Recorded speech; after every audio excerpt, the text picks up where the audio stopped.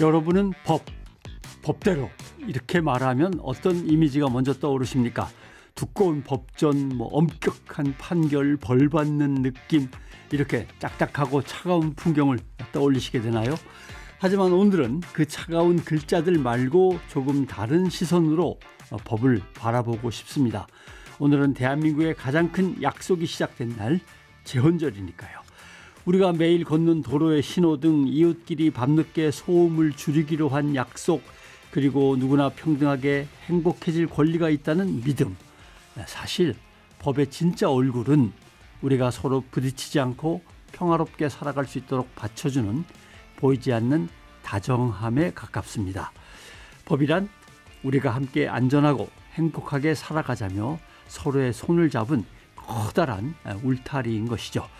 오늘 하루는 나를 구속하는 규칙으로서의 법 말고 내 일상과 소중한 사람들을 지켜주는 따뜻한 약속의 의미를 한번 음미해 보시죠.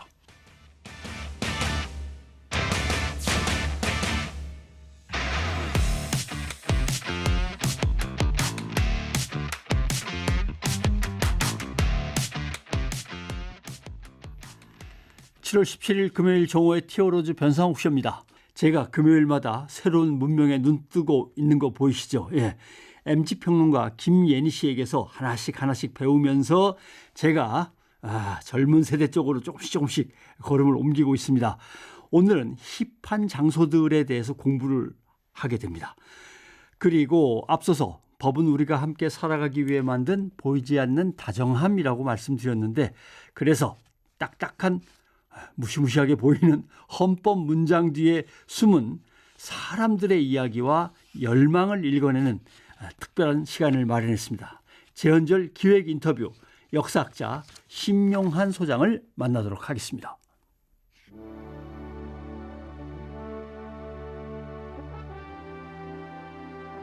정오를 깨우는 질문과 응답. 여러분은 지금 정오의 티어로즈 변상욱 쇼를 듣고 계십니다. 쇼 끝은 없는 거야. 지금 순간만 있는 거야. 난 주인공인 거야. 세상이라는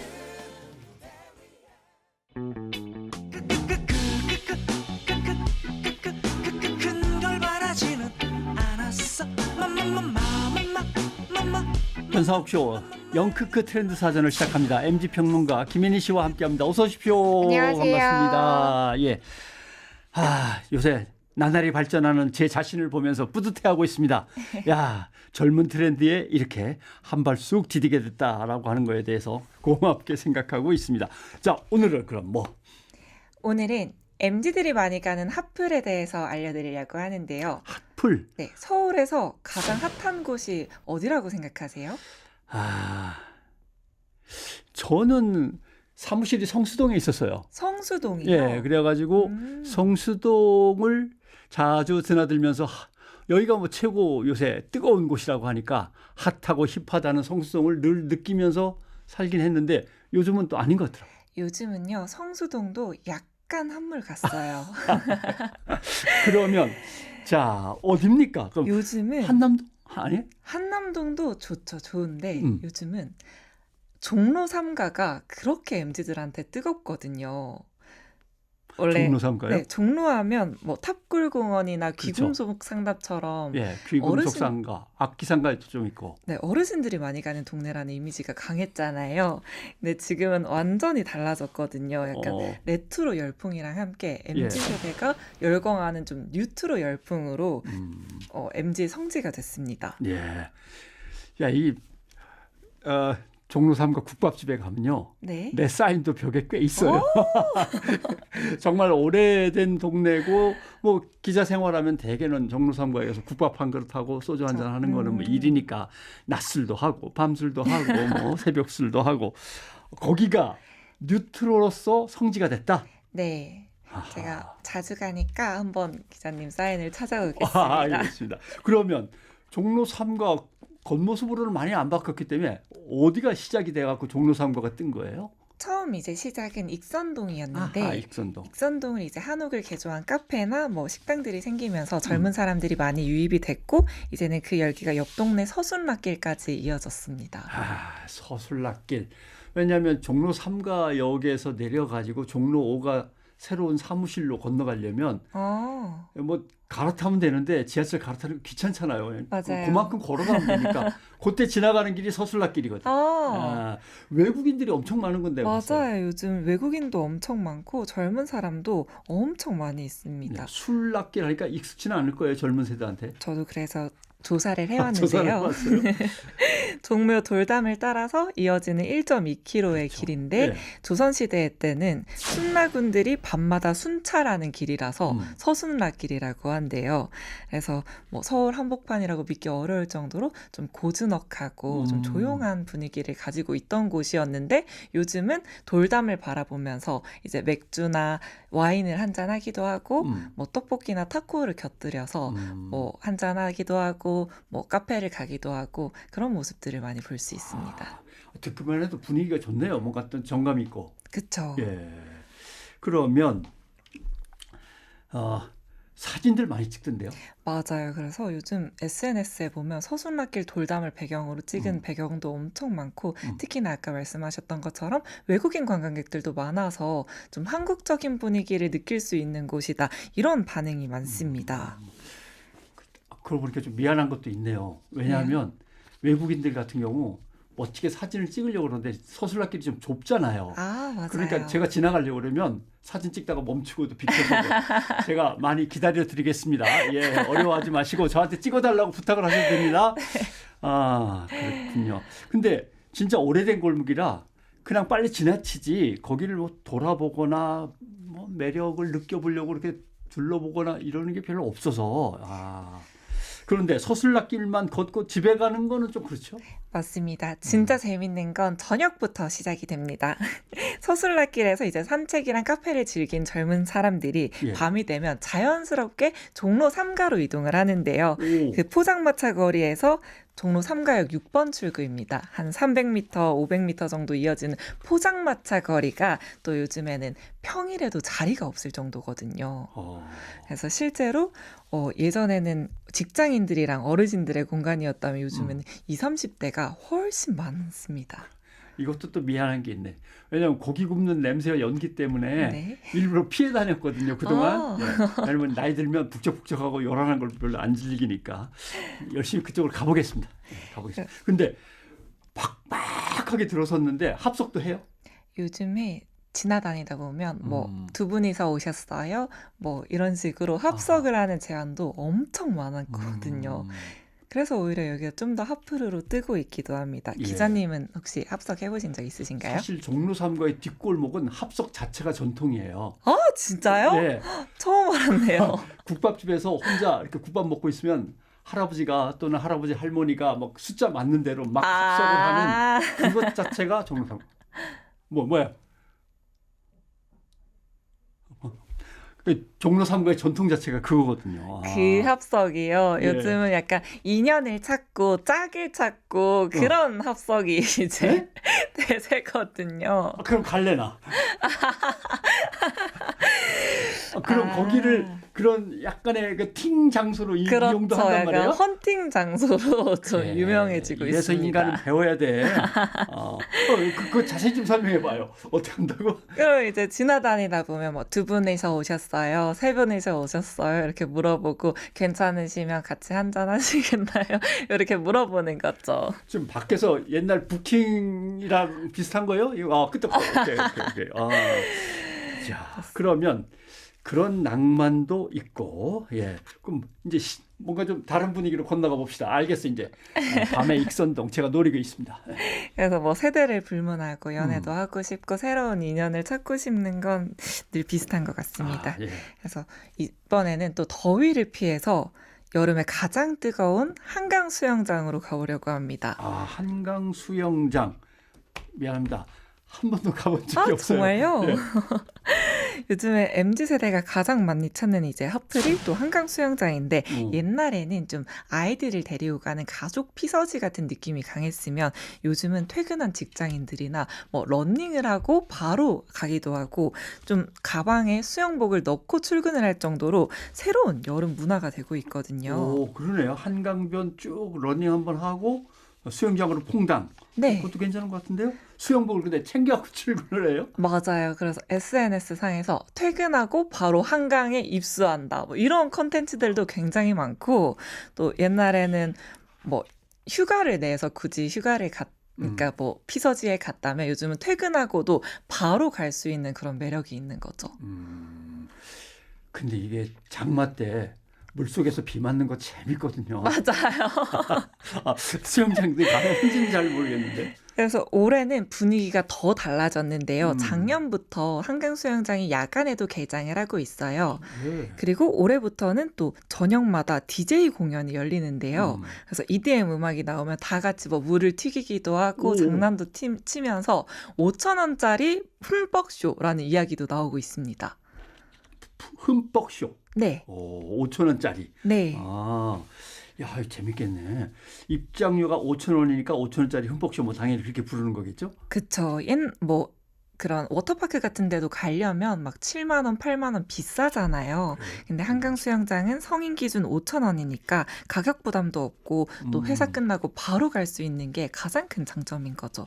그래서 한강 수영장에 대한 언급량도 지난해보다 87% 증가했고 인스타그램 해시태그도 4만 건이 넘을 정도로 뜨거운 반응을 얻고 있습니다. 그래요. 계곡 바다를 찾아가리라고 가면서 지치고 잠깐 담궜다가 오면서 또 힘들고 그거보다는 도시 한복판에서 이렇게 휴가를 보내는 것도 괜찮겠네요. 맞아요. 멀리 떠나지 않아도 충분합니다. 잠깐 알려드릴 텐데 네. 한강 수영장은 뚝섬과 여의도에 있고 물놀이장은 난지 양화, 잠실 광나루에서 운영되고요. 오. 운영 기간은 8월 30일까지입니다.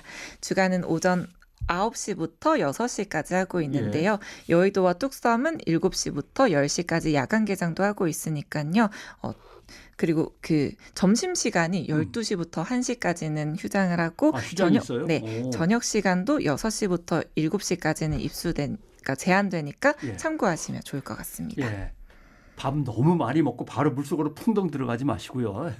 한 12시부터 1시까지는 휴장, 저녁 시간에도 6시부터 7시까지는 입수 제한. 예. 준비 운동도 그래도 충분히 하시고 들어가시면 되겠습니다. 멀리 떠나지 않아도 여름을 제대로 즐길 수 있겠습니다. 제헌절 연휴 시작되는데 금요일부터 주말까지 이어지는 연휴 멀리 떠나기 부담스럽다면 제니 씨가 소개한 대로 한강 수영장에서 5,000원 흠뻑쇼도 즐겨보시기 바랍니다. 자, 지금까지 MZ평론가 김예니 씨였습니다. 고맙습니다. 고맙습니다. 너는 별이다. 남을 따라서 살 일이 아니다. 내 가슴에 별 하나 숨기고서 살아라. 끝내 그 별 놓치지 마라. 네가 별이 되어라. 나는 별이다. 나는 별이다. 나는 별이다. 빨리빨리 살아가는 대한민국 사람들. 하지만 멈춥니다. 모르는 사람들이 모르는 누군가를 위해 멈추는 이유. 존중과 배려의 마음은 닮아있기 때문 아닐까요?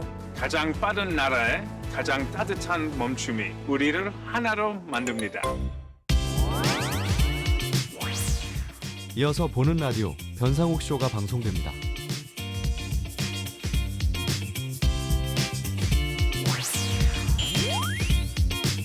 TBS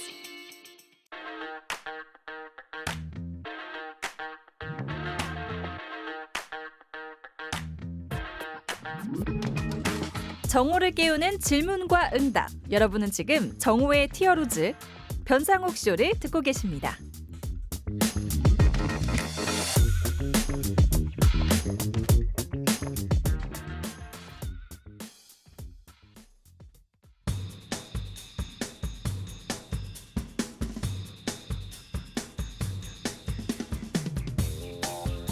제헌절. 예.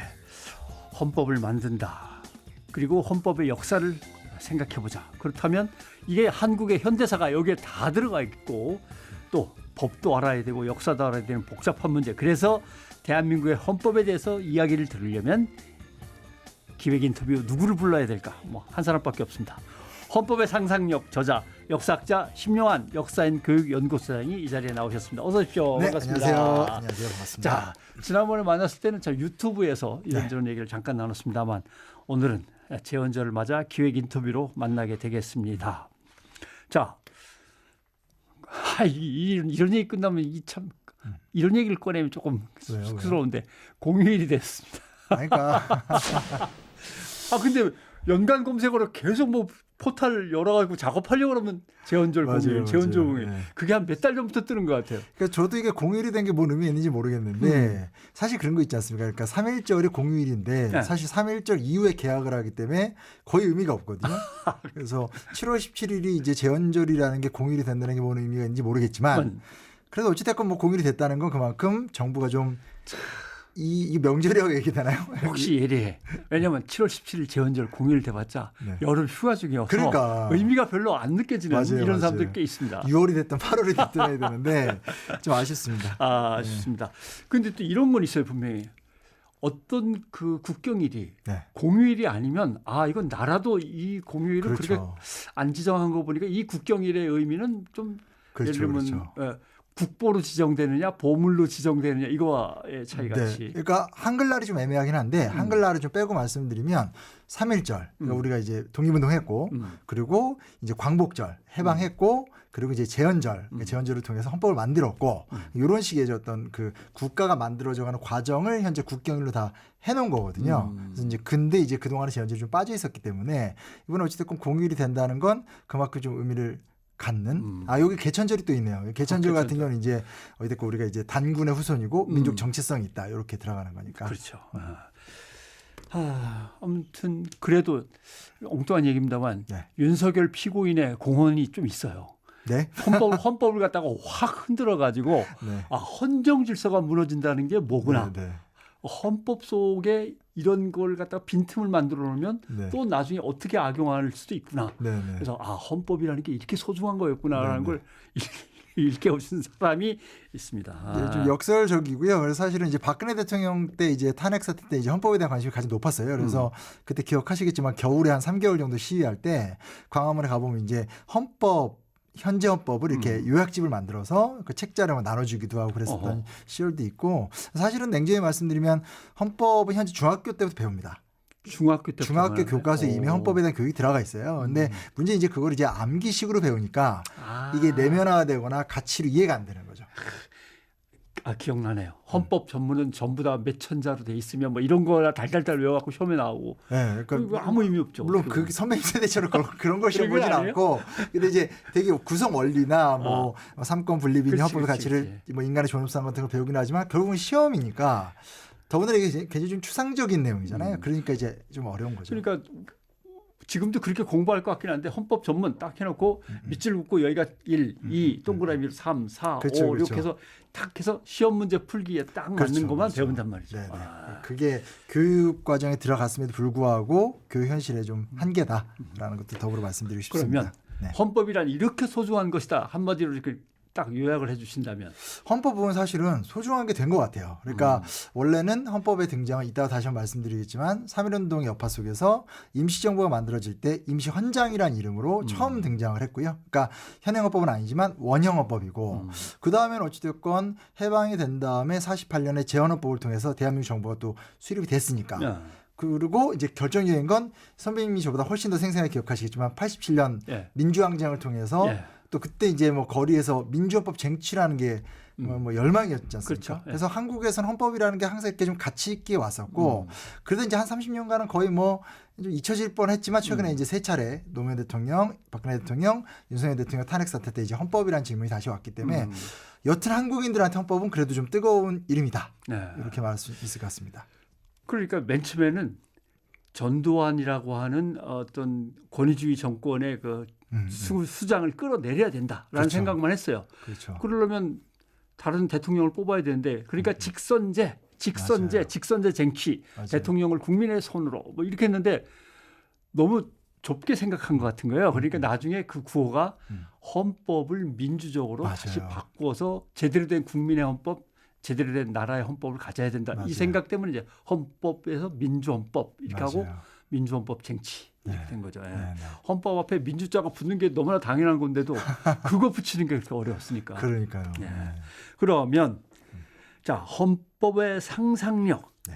우리나라 헌법의 역사를 처음부터 끝까지 쫙 훑어내리는 책을 썼는데 네. 이 책을 쓴 계기는 뭐였습니까? 이 책은 좀 나온 지 된 책인데 예. 그때도 말씀드렸듯이 이제 박근혜 대통령 탄핵 시점에 헌법에 대한 열망이 좀 높았었던 때기도 했고 그래서 그때 저도 어떻게 보면 기획을 해서 냈던 책이기도 하고 사실은 헌법하면 이따가 다시 한번 말씀드리지만 한국 사람들은 여전히 5년 단임제를 4년 중임제로 바꾸자 아니면 예. 뭐 내각제로 바꾸자 이런 어떤 아주 작은 형태의 어떤 개헌 정도만 얘기하는 것을 그렇죠. 예. 거의 헌법 개정이라고 생각하는 게 이제 저는 좀 틀렸다는 거죠. 왜냐하면 애초에 우리나라 재헌헌법의 이상이 지금보다 훨씬 더 노동에 대한 기준도 높았고 또 뭐 최근에 저도 안 사실이지만 최근에 이제 환경 문제가 되게 심각하지 않습니까? 예, 예. 근데 전 세계에서 기후 위기와 관련된 헌법 조항이 들어간 나라는 한 나라밖에 없습니다. 오. 어딜 것 같으세요?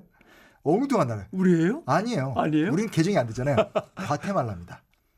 과테말라. 전 세계에서 환경권을 보장한 헌법은 과테말라밖에 없기 때문에 그래서 전 세계의 환경 관련 모든 소송에 과테말라 헌법이 인용되고 있어요. 이런 걸 생각하면 사실은 헌법의 역할이 큰 거죠. 예. 근데 이제 너무나 이제 우리가 작게만 생각하고 정치 논리로만 보다 보니까 이걸 좀 깼으면 좋겠다고 해서 저도 이제 헌법의 좀 역사성을 규명하자 하면서 이 책을 쓰게 된 겁니다. 사실 헌법에는 거기서 인권을 어떻게 생각하는지, 그렇죠. 노동권을 뭐라고 규정하는지, 그렇죠. 그것보다 환경도 맞아요. 지금 얘기가 나왔고, 아니면은 남녀 평등도 거기에서. 그렇죠, 그렇죠.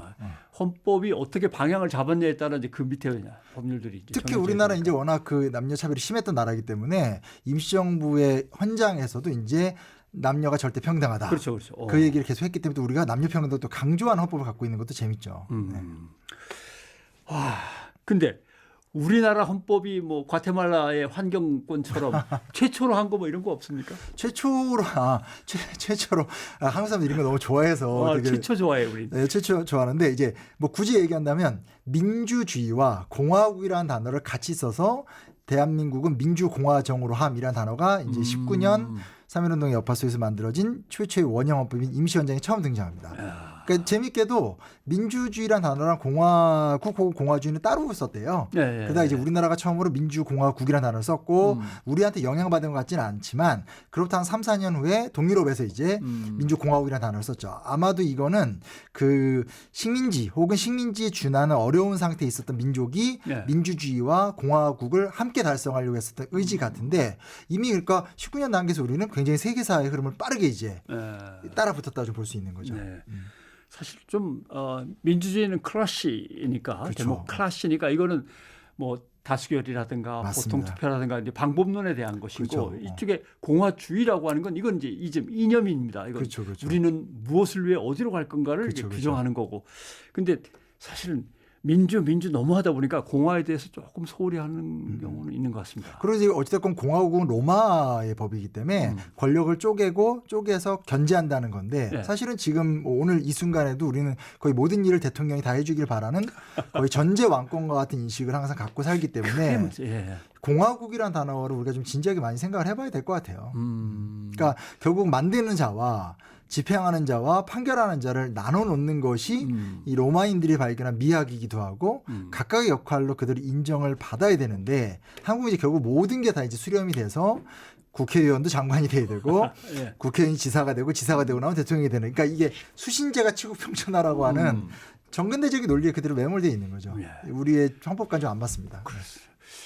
요새 기독교 극우가 제일 이제 골치 아픈 문제가 돼 있어서 뭐 이제 그 문제를 따지다 보면 신학적으로는 기독교의 근본하고 공화국의 근본이 맞닿아 있습니다. 왜냐하면 하나님 앞에서 모두가 동등한 권리를 가져야만 되는 것이고 동등한 책임을 가져야만 되는 것이라고 믿었던 그 종교적인 신념의 바탕 위에서 공화국이 모든 국민이 책임과 권리를 함께 공평하게 나눠 갖는다. 이 원리가 이제 가능했던 거죠. 근데 그 기독교가 이게 말썽꾸러기가 되고 헌정 질서를 어지럽히고 있다고 하는 데 대해서는 좀 죄송합니다. 갑자기 TBS 아니라 CBS인 줄 알았습니다. 네. 동감합니다, 진짜로. 예. 아무튼 나중에 그건 뭐 세미나에서 발표를 준비하다 보니까 나온 얘기입니다만 그렇습니다. 그리고 네. 가끔 이렇게 기자로서의 어떤 약간의 자괴감 같은 걸 느낄 때가 있는데 물론 현장에서 취재가 잘 안 될 때도 있지만 과거에 선배들이 쓰신 글을 보면 와 정말 유장하다. 유장하다는 말 요새 잘 안 쓰는데 유장하다. 유려하다. 유려하고 장엄하다는 느낌이 있는. 근데 이게 이 임시 현장이나 이런 걸 보면 야 그때 참 문장은 이랬구나. 이거 누가 썼어요? 맨 처음에. 아니, 정확하게 한 명의 저술자는 잘 모르겠고 다만 이제 임시정부, 그러니까 3.1운동이 너무 크게 폭발했고 그 다음에 이제 특히 서울 한성, 그러니까 이제 인천 자유공원이죠. 예. 그 메가도 동상 있는 거기서 한성 정부가 수립이 되는 걸 시점으로 해서 상하이에 모여들었고 예. 모이든 상태에서 상하이 임시정부의 지도자들이 이제 만든 거죠. 그래서 그 당시 당시 거의 뭐 독립운동가들이 다 모여서 심의를 했던 과정이기 때문에 예.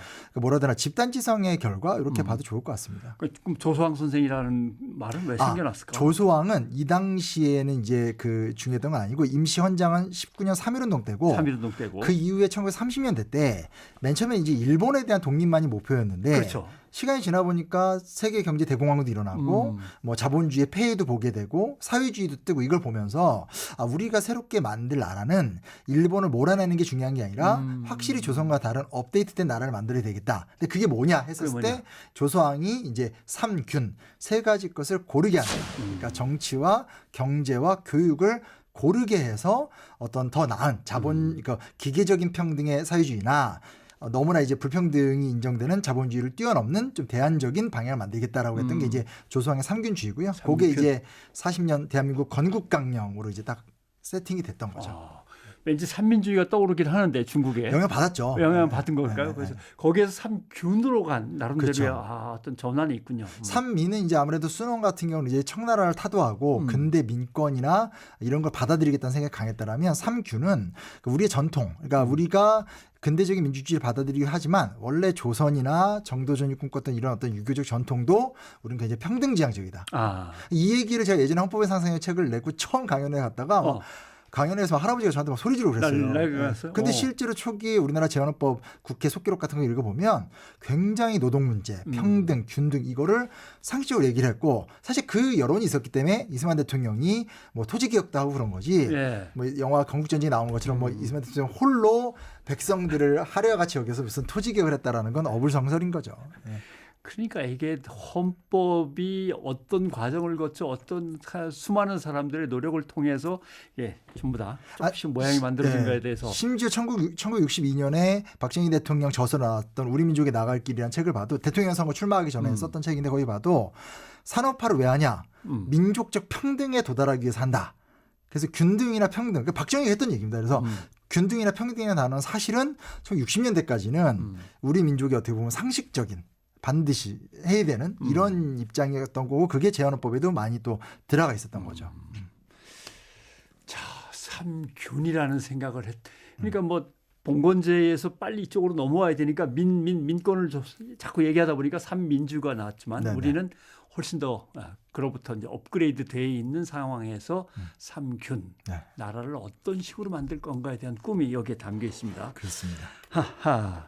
그런데 헌법에 어느 헌법이든지 마찬가지인지 모르겠습니다만 헌법의 가장 확실한 취지, 중심이 되는 취지는 국민의 권리, 국민의 기본권입니까? 네. 그건 뭐 사실은 뭐 근대 헌법은 다 그런 거기 때문에 인간의 존엄성, 기본권, 자유와 평등에 대한 보장은 확실한 거고요. 어쨌든 우리나라 헌법은 이제 48년 재헌헌법을 통해서 완성이 되게 되는데 이 재헌헌법에서 이제 가장 당시 중요시 여겼던 내용들을 보게 되면 첫째 이제 국호.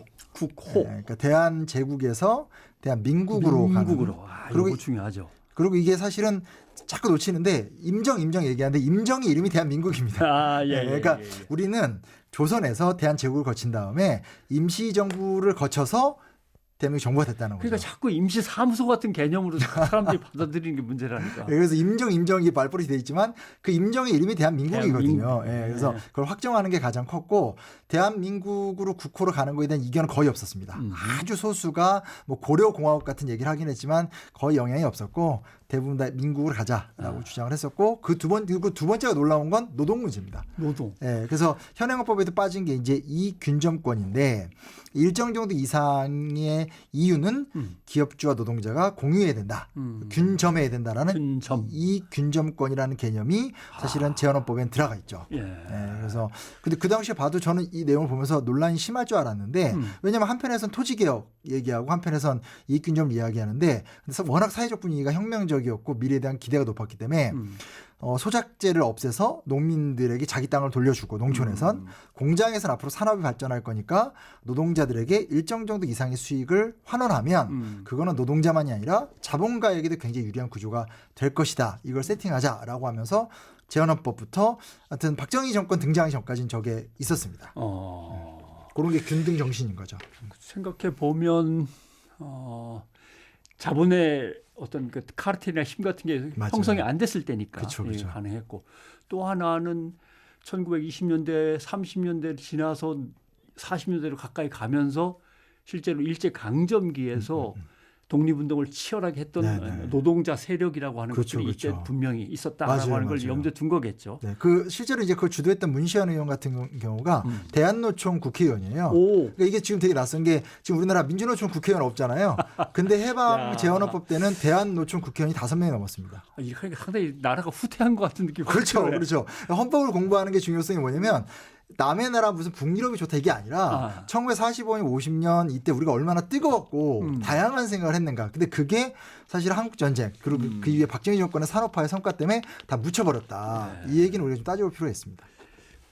그러니까 생각되게 지금 심 소장이 얘기하신 걸 들으니까 한국 사회가 갖고 있는 다양성의 힘이라는 것도 그렇죠. 소멸된 거예요. 맞아요. 그리고 이제 여튼간에 장기 독재 기간이 너무 길었고 그 긴 과정 속에서 박정희 대통령 서거하면서 끝날 줄 알았지만 이제 전두환 정권이 또 들어서고 그다음에 이제 아주 그 변형적이지만 또 노태우 정권이 들어서 이 과정이 워낙 지난했기 때문에 이런 어떤 원래 우리가 지향했던 가치가 이제 다 이제 잃어버리게 되는 거죠. 워낙 그 전두환을 무너뜨리자 이게 너무 컸으니까. 너무 컸으니까. 예. 그리고 이게 어떻게 보면 이제 근성으로 남게 되는 건데 거의 18년 동안에 박정희라고 하는 군사정부가 있었고 전두환에 한 7, 8년의 군사정부가 있었고 하다 보니까 대통령은 늘 그렇게 모시는 거고 맞아요. 국민이 뭘 외치거나 이렇게 주장할 수 있는 이렇게 권리는 원래 없는 거고 맞아요. 시혜를 받아야만 네네 하면서 따라가면 되는 거고 맞아요. 이게 초등학교 때부터 그냥 몸에 아예 뼛속 깊이 사무쳐 있으니까 맞아요. 벗어나는 게 어려웠어요. 그리고 이제 지금 잊혀진 얘기지만 이제 사실은 내각제 이야기가 또 전두환 뒤에 사실 후사가 애매했었기 때문에 민정당도 내각제를 얘기했었고 노태우도 옛날에 이제 김영삼 3당 왔다 하면서 각서 내각제를 얘기했었고 해서 김영삼 집권 초기 때 김영삼 대통령이 내각제 없다. 그러니까 이 무슨 얘기냐? 민주헌법을 지키기 위해서 강력한 대통령이 필요하다 하면서 사실은 김영삼, 김대중이라는 야권의 거목들 출신의 또 이 흐름이 강해서 개혁 진영조차도 결국은 이제 지도자주의가 강한 거죠. 네, 이게 좀 안타까운 측면입니다. 네. 그걸 이제 바탕으로 해갖고 거대한 양당주의가 계속 유지가 되는 거죠. 맞아요. 그러니까 노동의제 같은 게 다 소멸되고. 그러면 근데 개헌 얘기만 꺼내면 아까 얘기하신 대로 대통령 임기를 그럼 1년 늘릴까요? 한 번 더 하게 놔둘까요? 절대 안 된다고 할까요? 결국 항상 최고 권력이라고 흔히 일컬어지는 행정 수반의 임기나 뭐 이런 거 가지고서 맨날 떠들고 흐지부지 조금 더 나가면 뭐 선거제도를 조금 어떻게 해볼까요? 뭐 이 정도. 그러니까 우리가 헌법에 대해서 상상력을 스스로 제어하거나 잃어버렸거나 그러다 보니까 국민의 기본권이나 나라의 정체성이나 나라가 가야 할 방향 같은 것들에 대해서 담론 자체가 형성이 잘 안 되는 거네요. 네, 그 제가 이제 이 책 쓸 때도 맨날 했던 얘기지만, 그러니까 쉽게 말하면 우리나라 자영업자가 이렇게 많잖아요. 자영업자란 단어가 헌법에 없습니다. 그렇죠. 자영업자라는 단어가 없어요. 왜냐면 그때만 해도 87년만 해도 자영업자라는 개념이 굉장히 약할 때고 그럼 그 이후에 여성, 젠더, 환경 등등등의 네. 최근의 이슈들은 당연히 헌법에 아예 들어가 있지 않죠. 그러니까 그런 것들이 사실 좀 많이 좀 들어가고 개선이 돼야 될 필요가 있다고 생각합니다. 네. 나도 기사 쓰다 깜짝 놀랐는데 경영권이라는 단어가 공식적인 단어가 없더라고요. 법규상에. 경영권이요? 경영권도. 경영자는 이런 권리를 갖고 있습니다라는 건 헌법에도 당연히 없고 헌법에 없으니까 그 밑에도 아직 없어요. 그러니까 이게 또 문제가 뭐냐면 헌법에는 지금 사회적 특수계급을 인정하지 않는다라고 분명히 써 있거든요. 네. 근데 문제는 뭐냐면 우리나라 특수계급이 있잖아요. 그렇죠. 재벌 혹은 이제 뭐 강남 뭐 등등등의 특수 제도가 이미 있는 상태여서 사실 현재는 이미 헌법과 현실은 굉장히 부조화된 상태. 그러네. 그래서 우원식 의장이 이번에 막 분노를 했다고 하지만 저는 그 분노는 별로 동의가 안 되더라고요. 그러니까 더불어민주당이나 여당이 생각하는 헌법과 현실의 이반에 비해서 사회적 차원으로 본다라면 지금의 현행 헌법이 지향하는 것조차도 좀 너무 거리가 멀어져 있는 상태여서 좀 심각합니다. 네. 나라의 온 지역의 이름이 다 특별시, 특별자치도 다 그러니까. 특별 뭐 이렇게 가는데. 그리고 결과적으로 지자체 단체장의 힘은 더더더 막강해지고. 네. 예. 그걸 견제할 힘은 어디가 없어요. 그렇죠, 사실. 예. 그렇죠. 예. 법상으로 잘 구성이 안 돼 있는 맞습니다. 그런 상황입니다. 아, 그렇군요. 비상계엄을 꿈도 못 꾸게 하는 개헌안이 있어야 되는데 그게 이제 무산됐다라고 했던 그 우원식 전 국회의장의 얘기를 하신 것 같습니다. 네. 하하. 그러면 앞으로 개헌을 한다면 뭐는 어떻게 고쳐야 되고 어떤 방향을 잡아야 되는데 이 얘기도 한번 마지막으로 좀 해봤습니다. 그러니까 이게 이제 사실은 막연합니다. 왜냐면 저도 이 책을 낸 지 벌써 몇 년이 됐기 때문에 또 강연도 요청이 많이 들어와서 엄청 얘기를 하고 다녔는데 시민적 단위가 안 잡히는 거죠. 그러니까 예를 들면 지금 당장 뭐 보더라도 뭐 바꿔야 될 게 되게 많죠. 뭐 대통령에게 완전히 몰입되어 있는 뭐 국무회의 의결권 문제라든지 그래서 사실상 이제 국무총리가 그냥 이렇게 뭐 거의 뭐 얼굴마다 노릇을 하거나 예. 이번에도 윤석열 정권 때 봐서 알지만 국무회의가 대통령을 제어하지 못하거든요. 예. 그럼 저희가 회의에서 도장이라도 빨리 찍어드릴까요? 뭐 이런 정도의 수준. 근데 이게 프랑스 이원 집정부제라는 게 사실 말이 어렵지 본질은 대통령을 국민들이 뽑지만 내각이 독자적인 힘을 갖고 있기 때문에 국가 원수를 견제한다는 개념이거든요. 예. 그런 것도 우리도 이제 굳이 이원 집정부제로 안 가더라도 제도적으로 교정이 가능합니다. 개헌을 통해서. 그 외에도 이제 여러 가지 것들을 해나갈 수 있는데 문제는 이제 그런 것들을 요구할 수 있는 단위 자체가 지금 계속 멸실이 돼가고 오히려 이제 그 대통령에 대한 리더십에 대한 기대가 높아지는 상황이 되니까 상당히 좀 많이 힘든 거죠. 근데 이걸 어떻게 풀어가야 될지 모르겠지만 또 특히 경제적 분야에서는 이미 지금 뭐 그렇지 않습니까? 지금 코스피의 절반이 삼성과 하이닉스다. 예. 근데 현실은 대부분 중소기업이나 자영업자다. 그럼 이거를 뭘로 메꿀 거냐로 봤을 때 주식으로 메꾼다? 말이 안 되는 얘기지 않습니까? 그럼 이거를 헌법적으로 어떻게 재정립을 한 다음에 노동권과 사회권을 보호할 것이냐라든지 뭐 그런 것들에 대한 논의들이 하나하나 좀 필요하겠죠. 그렇죠. 아까 얘기한 기후 환경도 집어넣을 만큼 집어넣어야 되고. 그건 심각한 주제라고 생각합니다. 예. 그다음에 이제 다문화 사회로 갈 때 다문화 사회와 맞아요. 관련된 어떤 선언 같은 것도 헌법에 사실 분명히 있어야만 다음 법들이 만들어질 거고. 사실 지역에 가면 이 다문화라는 말을 하지만 이분이 어느 나라 분인지 그리고 다문화 가정인지 구분이 안 될 정도로 뿌리를 내렸고 제가 얼마 전에 무슨 다큐를 촬영하러 갔더니 시골의 장터인데 거기 오래된 맛집 아주머니가 예. 여기 제발 저기 주말에라도 푸드트럭으로 동남아시아 음식 축제 좀 해달라고. 왜냐면 그 이미 농촌에는 동남아시아 분들이 훨씬 많아요. 소비자가 다 그쪽이니까. 네, 그래서 장터의 부분도 이미 거기 장사꾼 어머니들도 다 동남아 여성들도 많고 그러니까 현실은 바뀌었지만 그거에 대한 기본적인 헌법의 어떤 가늠쇠 그리고 그걸 위한 법률적 정비가 구조화가 하나도 안 돼 있는 거죠. 예. 만약에 그런 작업이 늦어지면 이러면 아까도 극우라는 단어가 나왔습니다만 극우 이념이 번지고 그러면서 타 인종 또 타 민족 타 국가 사람에 대한 차별 같은 것들이 그렇죠. 심해지고 네. 그게 헌법에 딱 못을 박혀서 우리 사회는 이렇게 갈 거니까라고 규정이 돼 있어야만 네. 그러니까 내 고향 조그만 시골 식당에 들어가면은 문을 열고 들어가면서 인사말을 해요. 남았을 때 그게 그냥 그 동네 인사말이에요. 맞아요. 진짜 그래요. 진짜. 예, 예. 그래서 우리가 사회적 특권 계급과 그러니까 특히 정치 권력과의 싸움이라는 건 유능한 힘을 보였던 건 사실인데 이제는 이제 그건 좀 그래도 3번이나 혹은 2번이나 이걸 잘 막아냈기 때문에 앞으로는 이제 그런 거보다는 시민들이 사회적 특권 계급의 문제를 재벌이나 경영 그리고 경제계 또 자꾸 이게 뭐 우리가 뭐 트럼프 때문에 망할 것처럼 얘기하지만 트럼프 때문에 망할까 기후위기 때문에 먼저 망할까 아무도 모르지 않습니까? 예, 예, 그러니까 새로운 어떤 생태와 지구 문제를 둘러싼 혹은 인권과 보편성, 다원성을 둘러싼 새로운 형태의 아젠다가 시민사회 안에서 발굴도 되고 그걸 또 지식인들이 후원하고 국회의원들이 후원하면서 새로운 담론을 만들어 가지 않으면 골치 아파질 것 같습니다. 네. 그러니까 그래서 책의 제목이 헌법의 구조, 정치, 사회적 분석 이런 게 아니고 상상력이라고. 그렇죠.